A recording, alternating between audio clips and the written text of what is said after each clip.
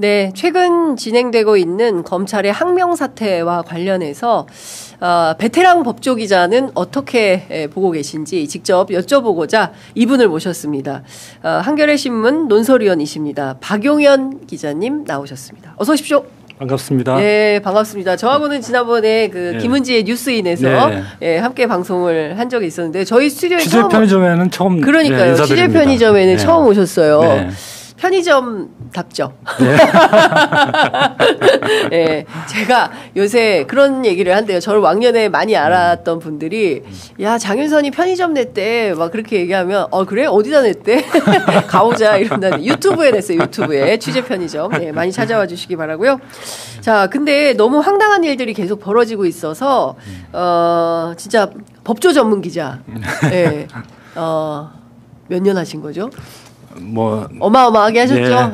어마어마한 법조 경력 갖고 계신 전문 기자님께 여쭤보려고 합니다. 일단 박성재 법무부 장관이 2번이나 영장이 기각됐습니다. 이렇게 많은 증거가 현출됐음에도 불구하고 기각 어떻게 보십니까? 저도 도저히 이해할 수 없는 상태인데요. 박성재 장관 하면 가장 먼저 저는 떠오르는 게 그 계엄 다음 날 안가 모임 있지 않습니까? 지금 거의 그것이 계엄에 대한 후속 조처, 계엄의 위법성을 가리기 위한 이런 후속 조처의 일환이었던 걸로 거의 드러나고 있는데 당시 박 장관이 연말 모임이라고 했거든요. 맞아요. 연말 친목 모임. 밥 한 끼 먹으려고 해가기 전에. 그거는 국민들을 거의 개돼지로 보지 않는 한 할 수 없는 너무나 뻔뻔한 거짓말이고 그런 거짓말을 온 국민 앞에서 국회에서 한두 번도 아니고 그렇게 한 사람인데 그런 사람이 죄가 없다 이렇게 볼 수 있겠습니까? 그리고 증거인멸 우려가 없다 이렇게 볼 수 있겠습니까? 그런 점에서 도저히 이해할 수 없는 결과입니다. 제가 아까도 저 뉴스 퀵배송 시간에 말씀을 드렸습니다만 위법성을 인식하게 된 경위나 피의자가 인식한 위법성의 구체적 내용에 다툼의 여지가 있다라는 거예요. 이분 법무부 장관이거든요. 그렇죠. 평생 검사하신 분이고 이런 분이 위법성을 인식하게 된 경위나 피의자가 인식한 위법성의 구체적 내용을 다툼의 여지가 있다라고 하면 저희 같은 사람들은 어떻게 되는 겁니까? 진짜. 사전에 대통령 만나서 다 얘기도 깊이 나눈 것이 드러났고 그 이후에 포고령 내용이라든지 이런 거 봤을 때도 그리고 검사하고 법무부 장관까지 한 사람 그렇지 않고 그냥 일반 법조인 누구나 그날 밤에요. 다들 국민들이 뛰쳐나왔습니다. 그렇죠. 군인들이 국회로 들어가는 모습이 다 중계되고 그런 것을 보면서 위법성 인식이 없었다라는 거는 도무지 이해할 수 없는 판단이죠. 그렇죠. 그런데 더 결정적인 것은 한국일보에서 단독 보도한 내용이 있는데 업무 수첩이 나왔어요. 당정대 업무 수첩인데 거기에 보면 그거 좀 띄워주시면 좋을 것 같은데. 계엄과 관련해서 당의 컨센서스가 필요하다라는 것이고 정당성, 이유, 이론 구성 그리고 중도의 임기 중단하는 것은 안 되고 직접 설명이 이거는 누가 보더라도 이후에 어떻게 할 거야 대응을 마련한 증거로 확인되는 거 아닙니까? 이런 증거가 나왔음에도 불구하고 위법성이 없다라고 한 판단은 뭔가 영장 전담 판사가 좀 어떤 이 사안 자체를 법리로만 보지 않고 어떤 다른 고려, 제3의 고려를 하는 게 아닌가 그런 의심을 할 수밖에 없어 보입니다. 법원에서 왜 이렇게 박성재 장관에 대해서 2번이나 영장을 기각하려는 이유는 뭐가 있을까요? 거기에 대해서 나오는 분석들이 있죠. 저도 상당 부분 동의하는데 계엄에 따른 후속 조처를 법무부만 한 게 아니고 대법원도 했지 않습니까? 그러니까요. 그에 따른 간부 회의를 그날 밤에 했고 이런 부분이 내란의 중요 임무 종사로 인정이 된다면 법원도 그 책임을 벗기 힘들거든요. 그렇기 때문에 이런 위법성 인식이라는 어떤 하나의 희한한 법 기술이죠.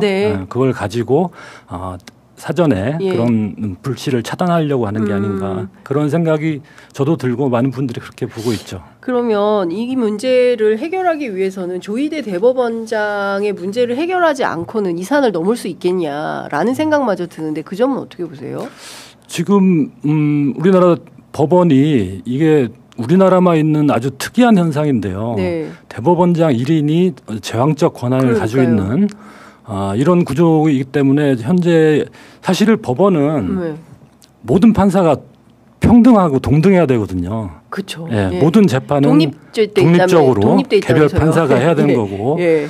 특히나 뭐 대법원 같은 경우에는 대법관들끼리는 그 미국 대법원에서는 서로 그냥 브라더라고 부른다고 하거든요. 브라더. 예. 예. 그냥 같은 동료 판사일 뿐입니다. 예. 그렇기 때문에 그들이 합의체를 이뤄서 어떤 다양한 의견들을 주고받으면서 네. 좀 합리적인 판결을 내는 건데 우리나라는 대법원장이 대법관들도 고르고 직접 재청권을 통해서 또 그 전국 법원에 있는 판사들에 대한 인사권도 가지고 이런 식으로 모든 사법부를 1인이 장악하는 할 수 있는 그런 구조이기 때문에 비록 대다수 판사 법관들이 그렇게 생각하지 않더라도 어떤 대법원장 중심의 대법원장의 이해관계를 위해서 특정 판사들이 움직일 수 있는 네. 그런 구조가 돼 있다는 게 문제인 거죠. 사실은 뭐 수원 보르하더스 3인방 네. 뭐 이런 문제를 지적을 했었는데 이번에 담당 법관은 남세진 부장이었어요. 누가 보더라도 이렇게 증거가 많이 나왔고 이 사람은 구속되지 않으면 이상하다 싶은데 박성재 법무부 장관은 꼭 길이 막힌다. 그러면 박성재 장관이 구속이 되면 그 이후에 뚫릴 그맛 더 많은 어떤 세력들이 있기 때문에 이거를 조기에 막는 차원에서 길목 차단용 아닌가라는 이제 의심을 많은 분들이 하고 그렇죠. 있는 건데요. 이제 법원 문제를 지적하지 않으면 안 된다라는 생각이 들어서 좀 여쭤봤습니다. 그리고 지금 혹시 오늘 중앙일보 노만석 대행 인터뷰 보셨습니까? 네? 재밌던데 자세히 보지 못했습니다. 굉장히 재밌는 인터뷰를 많이 하셨던데 90분간이나 얘기를 했다는데 일단 뭐 검난이라고 얘기는 하긴 해요. 그런데 이게 뭐 좋은 의미의 검난이 아니라 어쨌든 집단항명 아니겠습니까? 전체적으로 한 약 30-40명 정도 되는 것 같아요. 그 검사장부터 평검사까지. 그 드러난 것은 이제 항소 포기인데 그것만은 아닌 것 같다. 그 밖에 다른 이유가 있어 보인다. 어떻게 진단하고 파악하고 계십니까? 저는 이제 장윤성 기자께서 통화했다는 그 검사들 있지 않습니까? 그 얘기를 쭉 봤는데. 어제 저희 수익 배송이요? 그걸 들으면서 그 통화한 검사들이 국민의힘 당직자인가? 이런 생각을 했거든요. 그러니까 도저히 뭐 검사라고 할 수 없는 너무나 정치적인 그리고 모든 사안을 다 정치적으로 보고 특히나 그것도 정당 간의 대립 같은 민주당에 대한 적대시 네. 이런 것들이 너무나 노골적으로 드러나서 이게 과연 검사 인터뷰인지 하는 어떤 의심이 들 정도의 그런 경험이었는데요. 저는 이 사안을 쭉 보면서 이게 이제 저는 이제 검찰 개혁이라는 좀 그쪽 방향에 좀 초점을 맞춰서 쭉 관찰을 해봤는데. 결국은 검찰 개혁에 대한 반발이다. 그렇죠. 이것이고 그것을 뭐 이를테면 지금 민주당 정부 여당에서 진행하고 있는 검찰 개혁에 대해서 검찰 내부에서 특히 이제 뭐 친윤 검사들이 이걸 그럼 어떻게 막을 것이냐 이런 고민들을 계속 해왔을 거거든요. 그랬을 때 그렇다면 이 정부의 어떤 방침이나 뭐 이런 것에 좀 호응하면서 조금 타협하면서 뭔가 좀 양보를 얻어낼 것인가 아니면 정권을 확 흔들어서 힘으로 우리가 제압을 해서 무산시킬 것인가 뭐 이런 크게 보면 두 방향의 전략이 있지 않았겠습니까? 그 두 가지 전략이 부딪힌 게 아닌가. 뭐 법무부 차관과 뭐 검찰총장 대행과 뭐 서울중앙지검장과 이런 그동안의 행동이나 행태 그리고 그 사태 이후의 행동들을 보면은 서로 이제 그런 점에서 뭐 검찰 내부 사이에 어떤 그런 자중질환 뭐 이런 것들이 있지 않았나 뭐 이런 생각도 들고요. 그런데 뭐 분명한 거는 검찰이 예전에는 이 정도로 검찰이 집단행동하고 하면 예. 상당한 여론상의 반향을 일으켰거든요. 맞아요. 예. 예. 그래서 뭐 정부에 타격을 주기도 하고 네. 그랬는데 이번 사태를 보면서 그런 게 좀 달라졌다. 그러니까 뭐 검찰의 어떤 위상이랄까요? 네. 아니면 우리 일반 시민들이 검찰에 대해서 갖는 시각이 많이 바뀌었다. 특히 그 살권수라고 하죠. 예, 살권수. 살아있는 권력에 대한 수사 네. 견제 이것이 검찰의 갑자기 윤석열 검찰 생각나요. 네, 검찰의 본연의 역할이다. 예. 이런 그걸 통해서 정당성을 주장하면서 늘 이런 정치적 수사를 해오고 네. 정치적 행동을 해왔는데 그 살권수라는 게 일단 뭐 무슨 요술봉 같아가지고 이걸 한번 흔들면 그동안은 국민들이 현혹됐거든요. 예. 뭐 최면에 걸린 듯이. 예. 예. 그런데 예. 그것이 깨졌다 이제 그 요술봉이 깨졌다. 요술봉이 깨졌다. 이제 예. 그 윤석열 정권이라는 그 검찰 공화국을 거치면서 예. 너무나 분명하게 그런 본질을 보여줬고 많은 또 시민들이 그걸 지켜봤기 때문에 네. 이제 뭐 그런 것이 더 이상 통하지 않고 시민들이 이제 최면에서 깨어나 있는 상태라 네. 더 이상 이제 그런 것들이 큰 힘을 발휘할 수 없게 된 그것을 네. 좀 보여준 네. 측면도 중요하지 않나 싶습니다. 그 노만석 대행이 오늘 그 인터뷰를 통해서 중앙일보에 밝힌 내용을 보면 수사권을 달라는 거예요. 수사권. 그리고 그 수사검사가 공소유지 목적으로 그 공판에 들어가는 거 이거 이제 그 정성호 장관이 이 1호 업무 지시로 하지 못하게 금지시켰는데 이거 자체가 지금 이게 우리 항소폭이 한 번만이 아니라 수사검사의 직무대리도 못하게 했다. 이렇게 얘기를 하고 있어요. 그러니까 다 떠나서 어떤 얘기를 하냐면 보안 수사권은 그 반드시 있어야 된다라고 얘기를 해요. 그러면서 마지막으로 할 얘기가 뭐냐 하니까 보안수사권 문제 꼭 얘기하고 싶다라고 하면서 검사의 조직이 아니다. 6,000명 수사관, 2,000명 실무관, 10,000명이 있다. 이들에게 수사가 생명이자 목숨이다. 이걸 끝으로 이제 마무리를 하는데요. 그러니까 수사기소 분리 안 돼. 이 말을 하는 거거든요. 그렇죠. 예, 국민주권정부의 첫 번째 검찰총장이나 다름없는 권한대행이 이 얘기를 하고 있는 거예요. 그러면서 결이 다르다라는 표현을 해요. 정부와 우리가 결이 다르다. 현 정권과 검찰이 완전히 역방향이다. 사건에 대한 결이 다른 게 문제다. 이런 주장을 합니다. 이거 어떻게 의역 좀 해주세요. 의역. 예, 무슨 얘기인지 알아듣게 의역 좀 해주십시오. 결국은 그동안 누렸던 검찰의 어떤 모든 기득권을 그대로 가지고 가겠다. 그런 얘기로 그냥 한마디로 요약할 수 있을 것 같고요. 예. 검찰이 그런 얘기를 하려면 예. 최소한의 국민에 대한 도리가 우리는 과거에 좀 잘못했습니다. 그렇죠. 그래서 수사 기소권을 가지고 뭐 좀 장난도 치고 네. 또 뭐 억울한 사람도 만들고 조작 사건도 만들고 그런 것들이 이미 드러난 게 한두 개가 아니잖아요. 그렇습니다. 그럼 거기에 대해서 정말 깊이 반성합니다. 죄송합니다. 하고 그다음에 그러나 이러이러해서 이것이 필요합니다. 라든가 아니면 이러이러한 어떤 추가 장치나 견제 장치나 이런 걸 만들면 앞으로는 그런 걸 저희들이 하고 싶어도 못하게 될 겁니다. 라든가. 네. 최소한의 그런 얘기들을 하면서 저 주장을 해야 되는데 지금은 그런 게 전혀 없이 무조건 그냥 유지해야 된다. 예. 근거가 뭐냐? 수사가 생명이다? 예. 그러면 중수청에 가서 수사하면 돼요. 그거를 왜? 그렇죠. 예. 네. 중수청 갈 생각은 없어요. 그리고 어제 제가 취재한 그저께 취재한 검사들은 중수청은 공수처 된다고 보고 있어요. 예. 그렇게 되면 어차피 합쳐. 그렇게 될 수밖에 없어. 우리 뭐 검사 없애고 뭐 공소관으로 이름을 바꾼다고 하는데 정부조직법 보니까 검사 있더구만. 그럼 우리 검사 그냥 그대로 하는 거야. 이런 인식이고 노만석 대행이 인터뷰에서 이런 얘기를 해요. 정말 온몸으로 검찰을 지켜보려고 쌩 난리를 친 4개월이었다. 이 얘기를 합니다. 너무 힘들었다. 예? 제가 말씀드린 대로 검찰이 어떤 수사권을 지키고자 하는 네. 그런 움직임이 그런 의도가 전혀 방향을 제대로 못 잡고 있다. 저는 그렇게 보고 이런 식으로 해서는 국민들이 절대 네. 허용 안 해준다. 예. 이걸 좀 알았으면 좋겠습니다. 핵심은 이제 보안 수사권인 것 같습니다. 이제 그 노만석 대행도 그 얘기를 하고 있는 건데요. 이 보안 수사권 필요하지 않냐 일부에서.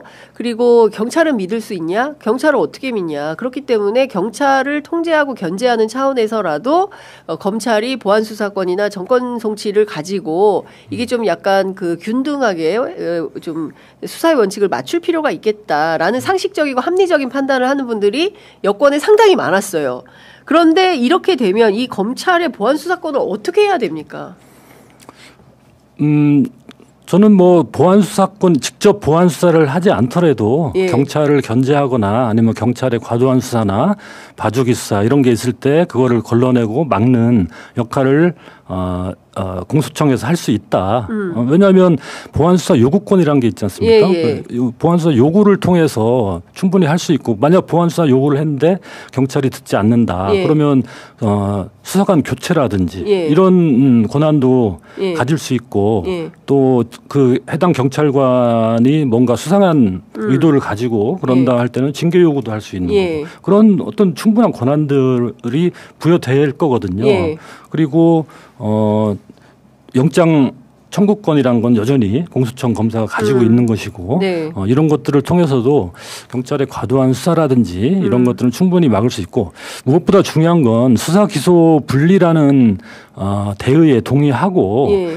그걸 전제로 해서 우리가 합리적이고 효율적인 형사사법 구조를 만들자는 그런 생각만 의지만 있다면 경찰과 공수처 검사가 얼마든지 서로 협업하고 중수청이요? 아니, 그러니까 공소청? 그 수사기관과 예. 기소하는 기소기관. 검사가 네, 검사가. 이 상호간에 수사기관과 공소기관 예. 상호간에 예. 얼마든지 협력적인 관계를 만들고 예. 서로 도와주고 예. 뭔가 부족한 게 있으면 지적해주고 이런 관계들이 얼마든지 만들 수 있는 거거든요. 근데 그런 생각이 1도 없어 보여요. 그러니까 외국은 다 그렇게 하고 있습니다. 외국은요? 예, 다 예. 그렇게 하고 있는데 예. 유독 우리만 예. 원체 그동안 이제 검찰이 모든 권한을 움켜쥐고 예. 경찰을 좀 뭐랄까요 좀 소외시키고 하다 보니까 알로 갔죠. 그러다 보니까 서로 기관 간에 예. 서로 약간 알력도 있고 예. 서로 이제 그 뭐 좀 심하게 말하면 좀 뭐 적대시하는 예. 그런 분위기들도 있었는데 이제 그런 것도 없애 나가야죠. 예. 같은 범죄를 척결하는 예. 같은 수사기관, 공소기관끼리 그러면 되겠습니까? 예. 서로 협력해야죠. 예. 외국에서도 다 검사와 직접적인 수사는 대부분 다 경찰이 하거든요. 외국에서는. 예. 예. 우리만 이렇게 검사들이 수사권을 가지고 우리나라처럼 검찰이 수사권은 이렇게 직접적인 수사권을 예. 많이 가지고 있는 나라는 거의 없습니다. 그래서 굉장히 변칙적인 거죠. 그렇죠. 예. 그렇기 때문에 외국에서는 검사와 그 경찰 간의 관계도 예. 잘 협력적으로 돌아갈 수 있는 예. 그런 문화들을 만들어 나가고 제도도 만들어 나가고 네. 그렇게 해서 해결하는 거거든요. 근데 우리는 완전히 이제 물론 현업에서 수사 사건 처리하느라 이런 수사 기소 분리가 있다냐 이렇게 얘기하는 검사들도 있다. 이제 현장에는 그리고 2,300명 검사가 다 똑같이 정치하는 거 아니다. 소수의 정치 검사들이 이렇게 난동을 부리는 게 문제다. 이렇게 늘 얘기를 합니다. 그런데 이 사람들이 너무 이게 파장이 크지 않습니까? 그러니까 전판을 그냥 흔들어 버리고 경우에 따라서는 수사권 가지고 정권도 얼마든지 교체할 수 있어. 우리는 그런 능력을 가진 능력자들이야. 특히 지난번에 이제 국회에 법사위 출석해가지고 하는 마이크 올려 세우고 네. 막 그런 검사들 태도를 보면 당신들 잠시 후에 다 우리 청에 와가지고 조사받을 사람들인데 지금 그렇게 말해도 되겠어요? 거의 이런 태도 아니에요? 사실상 그런 느낌을 국민들은 받는단 말입니다. 근데 그렇게 오만부동한 사람들이 수사권을 가지고 조작 기소도 하고 그랬던 일들이 많이 있는데 여전히 아무런 반성도 없이 우리 계속 이렇게 할 거야. 뭐가 문제인데 어차피 니네 5년 후에 떠날 거잖아. 이 얘기를 하고 있는 겁니다. 그래서 매우 심각한데요. 그럼 이거를 지금 어떻게 해야 되냐. 여당에서는 지금 검사 징계법을 가지고 총장부터 평검사까지 싹 다 징계할 수 있어. 이제 이런 카드를 빼들었어요. 네. 효험이 있겠습니까?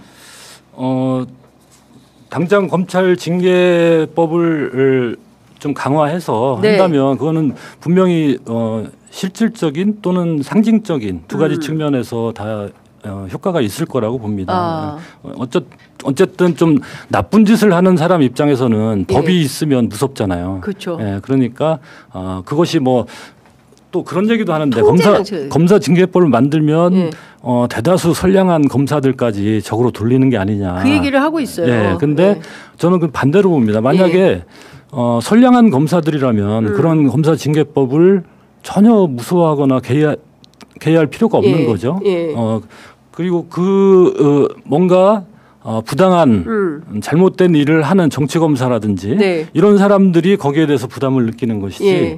그리고 실제 징계도 자기 일 열심히 하고 정말 민생사건 열심히 하고 수사도 뭐 기소도 공정하게 하고 이런 검사가 징계 받겠습니까? 그렇죠. 그런 일이 있겠어요? 근데 검사들 제가 후속 취재했는데 뭐 어떤 얘기를 하냐면 이런 얘기를 해요. 정말 검찰이 필요 없으니 없애려는 게 아니라면 이제 정권 초기도 지났으니 검찰 전체를 타깃으로 불이익을 가하는 방법은 지양하고 세밀하게 우군을 만들어가야 남은 기간 이 정부가 잘 운영이 될 것 같습니다.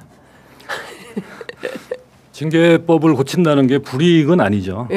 그 지금 있는 검사 모두에게 정말 불이익이 돌아가는 즉각적으로 돌아가는 그러한 어떤 제도나 어떤 장치를 만든다면 그거는 그런 말이 맞을 수 있는데 징계법이라는 게 어떤 잘못한 검사에 대해서 뭔가 응징하는 그런 장치를 만들자는 건데 그것이 검사 전체에 불이익을 주는 것이다 그렇게 볼 수는 없고요. 그 우리나라는 특히나 너무나 검사에 대한 어떤 징계라든지 처벌 응징 장치가 너무나 부족하고 미흡하게 돼 있기 때문에 그래서 정치 검사들이 준동할 수 있고 이런 토대가 됐던 거죠. 이제 그런 것들을 막고 어떤 정치 검사들이 더 이상 준동하지 못하게 그런 장치들을 만들어서 견제를 확실히 한다면 오히려 검찰 전체에도 그것이 더 도움이 되는 일이고 그러니까 우리나라에서는 파면을 하려면 탄핵밖에 못 하지 않습니까? 그런데 탄핵을 하려면 작년에 4명의 검사가 탄핵 소추가 됐는데 전부 기각됐죠. 대통령보다 하기 어렵습니다. 검사 탄핵이. 대통령 탄핵은 그래도 우리가 2번 했는데 검사 탄핵은 똑바로 한 번도 못 했네요. 그게 이제 그 검찰이 수사를 제대로 안 하니까 그 어떤 탄핵 사유에 대한 사실관계에 대한 확정이 어렵고 이제 뭐 국회에 그런 수사권이 있는 게 아니고 그러다 보니까 그런 일이 벌어지는데 외국 같은 경우는 그 검찰에 대해서 검찰도 그렇고 법관도 그렇고 이런 사법기관에 대해서는 특히 높은 윤리 기준과 직무에 대한 공정성에 대한 그런 의무 이런 것들이 강하게 주어지고 그만큼 그것을 어겼을 경우에 대한 응징도 확실하게 하는 그럼으로써 이 사법기관의 그 신뢰성을 높이고 독립성도 사실 독립해놓고 그 독립된 권한을 가지고 불공정한 처분을 내리면 안 되겠죠. 그렇습니다. 그 무조건 독립성만 얘기하면서 그러면 안 되는 거니까. 그만큼 독립성 내세우면서 자기들 마음대로 하라는 게 아니지 않습니까? 그러니까 거기에 이제 책임성이라는 또 다른 어떤 원칙을 가지고 독립성을 주는 만큼 뭔가 잘못했을 때 불공정하게 했을 때는 확실하게 이제 책임을 지우는. 그래서 미국 같은 경우에는 이제 그 감찰총장이라고 있습니다. 감찰총장이요? 인스펙터 제너럴이라고 하는데 우리나라에는 감찰부장이 있죠, 대검에. 그렇습니다. 총장 부하죠. 그렇죠. 총장의 부하네요. 우리나라 감찰부장은 뭐 직급상으로도 큰 차이가 나고 검찰총장하고 그다음에 그 임명 과정에서도 검찰총장 의견을 들어서 임명하게 돼 있거든요. 그러니까 사실상 뭐 아주 검찰총장과 독립돼 있다고 볼 수 없는데 미국의 감찰총장은 직제상으로는 이제 검찰총장 밑에 있긴 한데 임명을 검찰총장과 똑같은 프로세스를 합니다. 대통령이 지명해서 국회 동의받아서 임명하는 거죠. 그 대통령실에 특별감찰관 임명하듯이 그런 건가요? 그렇기 때문에 검찰총장과 어떻게 보면 대등한 그런 위상을 갖고 그다음에 어떤 감찰 사안이 있어서 감찰을 했다. 그러면 이거를 국회에 보고합니다. 위에 검찰총장한테 보고하는 게 아니라 국회에 보고하게 돼 있어요. 총장이 보고하고 야 그거 좀 빼줘 이렇게 짬짬이할 수 있잖아요. 그러니까 충분히 독립적으로 엄청난 힘을 갖고 있겠네요. 그래서 마음만 먹으면 정말 어떤 불공정한 검사나 비위를 저지르는 검사가 있을 때 확실하게 감찰을 하고 징계를 할 수 있는 거죠. 갑자기 윤석열 검찰총장 시대에 그 저 누구죠? 한동수 감찰부장이 생각이 나네요. 그러니까 그런 것과는 전혀 다른 이상인 거죠. 이상이다. 뭐 이거에 하나의 그냥 제가 들은 예고. 또 프랑스 같은 경우에는 검사 징계를 그 독립된 헌법기관이 합니다. 그 최고사법관 회의라고 여기는 이제 전체가 16명인데 그중에 검찰 내부 인사는 6명 밖에 안 되고요. 16명 중에 6명. 나머지는 다 대통령, 국회가 임명하거나 아니면 이제 뭐 다른 변호사나 이런 식으로 법조인들이 그리고 그 검찰 내부 인사도 그냥 뭐 우리처럼 법무부 장관이나 검찰총장이 지명하는 게 아니라 검사들이 선출하게 돼 있습니다. 그렇기 때문에 이런 좀 독립적이고 객관적인 기관을 통해서 검사 징계가 이루어질 수 있고 그다음에 이건 좀 저도 놀라운 건데 2008년에 프랑스 헌법을 개정하는데요. 거기에서 일반 시민도 검사 징계를 청구할 수 있도록 해놨습니다. 일반 시민이? 우리는 엄감생심 일반 시민이 감히 어디 검사님 판사님을 탄핵하려 들어 이렇게 누구나는 아니고 내가 사건 관계자, 그러니까 사건 관계자, 피고인, 억울한 피해를 받은 증인. 사람이 증인 이런 사람들이 그 사건 담당한 검사를 징계 청구를 할 수 있습니다. 아까 그 얘기한 최고사법관 회의에 징계를 청구할 수 있습니다. 바로. 그러니까 예컨대 유우성 간첩 사건에서 유우성 씨처럼 피해본 사람이 저 사람 상당히 수사 과정에서 문제적 행동이 많았어요. 탄핵해 주세요라고 요구를 할 수 있다는 거지 않습니까? 되게 바람직한 프랑스 제도네요. 그렇죠. 그리고 더군다나 그 징계 심사를 공개합니다. 훌륭합니다. 프랑스가 훌륭한 나라네요. 우리랑 다르네요. 그러니까 적어도 이 정도의 장치만 돼 있으면 장치가 돼 있으면 함부로 나대지 못합니다. 지금 보니까 어제도 봉지욱 기자가 또 새로운 사실을 발견했어요. 대장동 재판에서 자기가 그 녹음 파일을 들어보니까 없던 말을 막 끼워 넣었다는 거예요. 단어들을. 이 황당무계한 일을 벌이고 있고 그거에 대해서 아무런 죄책감도 없고 뭐가 문제야 수사권 내놔 이렇게 전직 검찰총장 권한대행이라는 사람은 주장을 하고 있고 쌩 난리를 쳤다는 거예요. 검찰 지키려고. 검찰 지킨다는 건 무슨 얘기냐면 수사권 지키려고. 이런 사람이 국민주권 정부의 첫 번째 검찰총장 권한대행이었다라는 것 자체가 저는 좀 어불성설이다. 저는 이번 뭐 흔히들 이제 항소 포기 사태 뭐 이런 식으로 하는데 뭐 세 가지 측면이 있죠. 항소 포기 자체가 있고 그다음에 검사들의 집단 반발 측면이 있는데 이거와 함께 더욱 중요할 수도 있는데 이 부분 조작 수사 의혹이 아까 말씀하신 그런 이 조작 수사 의혹에 따라서 이 항소 포기가 맞냐 틀리냐 판단하는데도 영향을 미칠 수 있는 거고요. 또 검사들의 반발이 이 옳으냐 그러냐를 판단하는데도 영향을 미칠 수 있는 거죠. 그런데 이 부분은 언론에서 많이 안 다루더라고요. 맞아요. 그래서 이게 정말 중요한 건데. 저희 취재 편의점이 열심히 다루고 있습니다. 영향력이 기성 언론들, 기성 언론들이. 기성 언론들, 레가시, 레가시 여러분. 그래서 그 방금 말씀하신 그런 새로운 의혹도 있고 정영학 회계사가 뭐 제출한 엑셀 파일 이런 것들에 검사가 뭐 추가해서 손을 댔다거나 또 뭐 남욱 변호사가 얘기한 그런 강압 수사 회유 의혹이라든지 이런 것들을 철저히 조사를 해야죠. 이걸 통해서 그렇다면 그 검찰이 계속 자기들이 수사권을 갖게 하겠다면 이런 짓을 하고도 너희들이 가질 수 있느냐라는 거를 다시 한번 물어봐야 되는 거죠. 그렇습니다. 선배 나오신 길에 여쭤볼 게 너무 많았는데 아무래도 안 되겠습니다. 한 번 더 모셔서 말씀을 드려야 될 것 같고요. 지금 1년 남았는데요. 유예 기간. 이 사이에 검찰이 가만히 있겠습니까? 아니면 또 다른 모의를 획책하겠습니까? 법조 기자, 검찰 오랫동안 출입한 기자로 판단해 볼 때 검사들이 어떻게 할 것 같으세요? 저는 끊임없이 뭔가를 모색할 거라고 봅니다. 가만히 있지는 않는다. 그러나 아까 제가 처음에 말씀드렸듯이 그런 검사들의 요술봉이 지금 깨진 상태라 그것이 과연 과거처럼 그런 효과를 낼 것인지 그 부분은 저는 회의적으로 보고요. 알겠습니다. 오늘 중앙일보 사설 제목이 항소 포기 반발하자 검사 파면 쉽게 땡땡땡 권력의 눈치를 보라는 건가? 이 권력 눈치 보라고 검사 파면하는 겁니까? 근데 언론이 문제 아닙니까? 그렇죠. 그 공정하게 하라는 거죠.